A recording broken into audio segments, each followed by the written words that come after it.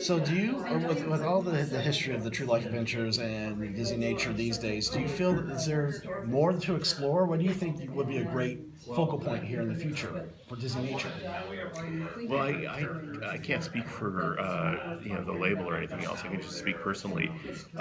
One of the things that Walt Disney did was explore things beyond just animals. For example, nature as it exists in space, nature as it exists with dinosaurs, nature as it exists in the microscopic level, or with just any kind of aspect of nature. And I think that's something that would be really great to look at in the future. Things like weather, even Weather, a crazy weather underwater. film. Yeah, Yeah. underwater. There's a Yeah. whole coral reef films to be done. Yeah. We did oceans, which is amazing. But I think if you look at nature with a capital N and all the things that takes in, it could be great. Like I would love to do a space film. Oh, wouldn't that be amazing? Love to do that. Anyway, so I think that's kind of the uncharted territory in nature. In the archives, how far back does the research go on when the nature films actually began? I mean, I've heard the stories about the True Life Adventures, but Yeah. I know there's a little bit more to the backstory. Yeah, it's really fascinating. We have several file cabinets full of material, and I realized that people hadn't really delved into it much. When I went to do the research for this presentation, I had such a plethora of things to choose from. I had to leave out so many amazing stories. And so going through them, I realized they were kind of in a jumble, and it looked like no one had gone through them and organized them, and which is what we do when we have a collection.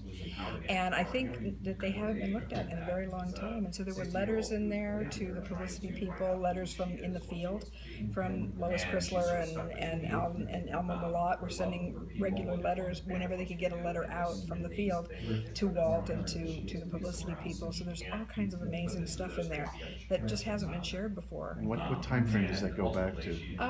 Back to the 40s, the late 40s. In 1946 is when Walt sent the Malotts out to do what became Seal Island, to film in Alaska. And so there's material from the late 40s up through the early 60s when they stopped doing the True Life Adventure series. But yeah, there's a lot of material in there, and it's a kind of a gold mine that I haven't really had an opportunity to delve into, because I pulled what I needed for this particular presentation, but there's so much material that needs to be mined. So I'm hoping to do that soon. Becky spoke yesterday about how the past has influenced the present and the projects moving forward. I'm curious, what in concern to the nature films, what particular elements were you determined to preserve from True Life Adventures and carry forward into the nature films of today, and which elements did you feel needed to be changed or evolve? Well, the central element story always. In fact, to the point where these are not nature documentaries as much as they are stories told with nature, and that's something that Walt Disney always centered on, whether it was a nature film or animation or a theme park. So to look at the Disneynature films, I think very first thing we did when we started that brand and that label with Earth and Oceans and some of those films was to say, what stories can we tell? And those stories based on interesting characters in the animal kingdom. So that hasn't changed at all. I think what has changed probably is the technique and the kind of rules of the game. It was acceptable, I think, in the 40s and 50s to set up a scene on a tabletop and film it, or to set up something where you maybe put honey on the camera lens so that the hummingbirds would come to the camera lens. We don't do that anymore.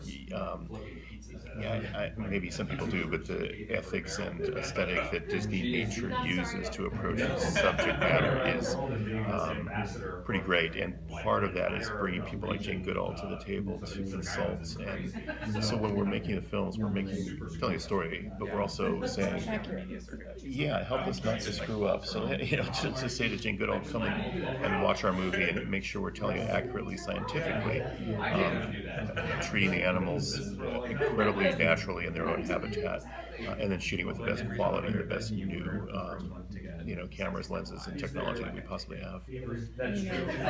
Even back in Walt's time, in the original True Life Adventures, they always went for the most expert people they could get.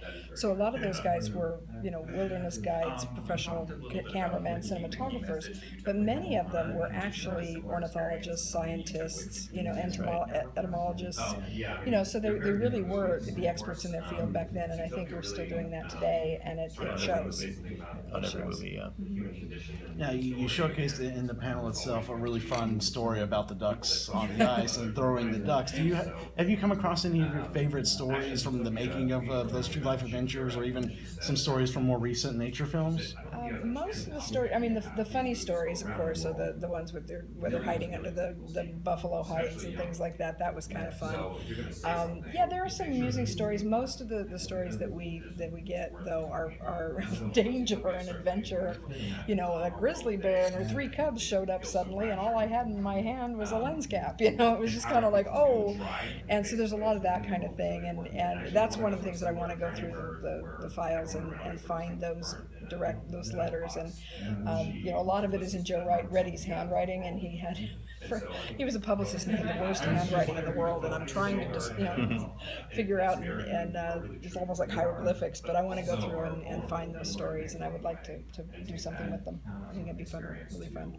You showed the clip of Roy Disney talking about Walt sort of directing the scene he wanted to see without saying as such.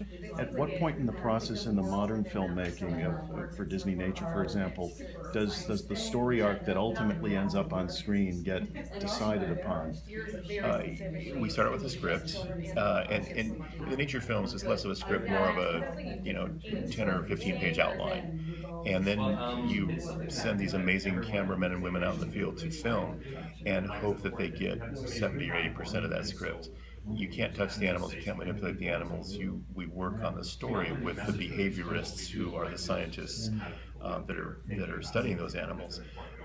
So you go out and hope you get it. On a movie like Chimpanzee, the star of our show, the mother of Oscar, this little chimp, disappeared and was probably eaten by a cougar one night, or panther, in the forest. You never know, and you have to kind of go with the story then. So nature tells the story. And what happened was amazing. Yeah, what happened in the end was amazing, because Oscar got, which Jane Goodall even said she had never seen, and it had never been filmed before, got adopted by an alpha male. Because the males don't care. There are sometimes baby chimps that are abandoned are adopted by the females. But a lot of times that doesn't even happen, because it takes food, it takes nourishment and care and that kind of thing. So the accidentals are really where the fun is, and so the stories of making these films of trying to catch a snow leopard, who are the most elusive animal on the planet, or trying to catch a certain scene of crab migrations underwater in a coral reef for oceans or whatever.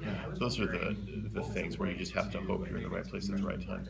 Now, talking about how not to have the script interfere with actual nature in itself, an interesting predicament was brought up in the panels earlier about when there's an animal that's maybe suffering or needs help. Do you intervene in order to help the animal? Do you change the script? Do you interfere with nature? How do you guys go about dealing with a situation like that? Well, the ethics of it in, say, like Derek and Beverly Joubert, who are the foremost experts on lions, they were our consultants on Lion King. If they were to see an animal down and sick or attacked or something like that, you let nature happen. That's the rules. Because it may be sad to us as humans to see an animal suffering, and it is sad, but that animal might be nourishment and food for another animal. That animal might supply something in the food chain that we don't understand years down the line. So you have to trust in the wisdom of nature to take care of herself, Right. And not intervene. And that's hard, because your heart goes out to these animals all the time. So unless it's unusual circumstances, I think you let nature be itself and you try to document it and stay out of the way. Al made a different decision, but I think it had to do with knowing that the animal was to be put down. That is, He said, let me try this first. There's circumstances, certainly. Yeah, but even Elma said that they usually would not do something like that they would back off and just let it happen. Thanks, guys. Thank you. You bet, thank you.